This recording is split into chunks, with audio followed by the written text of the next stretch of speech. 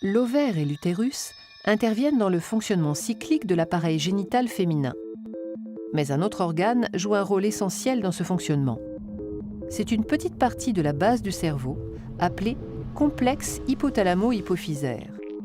Il est constitué de l'hypothalamus et de l'hypophyse. L'hypothalamus produit une hormone appelée GnRH, qui agit directement sur l'hypophyse. Cette dernière sécrète alors dans la circulation sanguine deux hormones appelées FSH et LH. La FSH est surtout sécrétée durant les 14 premiers jours du cycle. Cette hormone agit sur l'ovaire en stimulant la croissance des follicules. La LH est surtout produite juste avant le 14e jour du cycle. Le pic de LH déclenche l'ovulation. Durant les 14 derniers jours du cycle, la sécrétion des deux hormones hypophysaires diminue. Les sécrétions hormonales du cerveau sont donc à l'origine des cycles ovariens et utérins. Cependant, les sécrétions de l'ovaire exercent elles aussi en retour une influence sur le fonctionnement du complexe hypothalamo-hypophysaire. Au cours des différentes phases du cycle, l'ovaire va libérer deux hormones qui vont être détectées par le cerveau et modifier l'activité du complexe hypothalamo-hypophysaire. Durant les 13 premiers jours du cycle, la libération d'œstrogènes dans le sang par l'ovaire va être détectée par le cerveau. Il va limiter les sécrétions de FSH et de LH.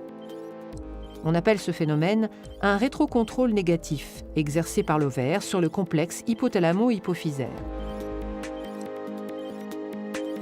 Juste avant l'ovulation, la sécrétion d'œstrogènes par l'ovaire atteint son maximum. Sa concentration dans le sang est alors détectée par le cerveau qui va réagir d'une manière contraire à ce qu'il faisait jusque-là. La sécrétion de LH et de FSH va augmenter très rapidement. On appelle ce phénomène un rétrocontrôle positif exercé par l'ovaire sur le complexe hypothalamo-hypophysaire. Il est indispensable à l'ovulation qui a lieu le 14e jour. Les 14 derniers jours du cycle, l'ovaire exerce à nouveau un rétrocontrôle négatif sur le cerveau en sécrétant la progestérone.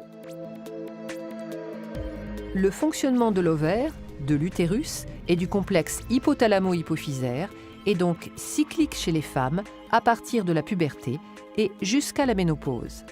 Ce fonctionnement repose sur un dialogue permanent entre ces organes au moyen de diverses hormones sécrétées dans le sang.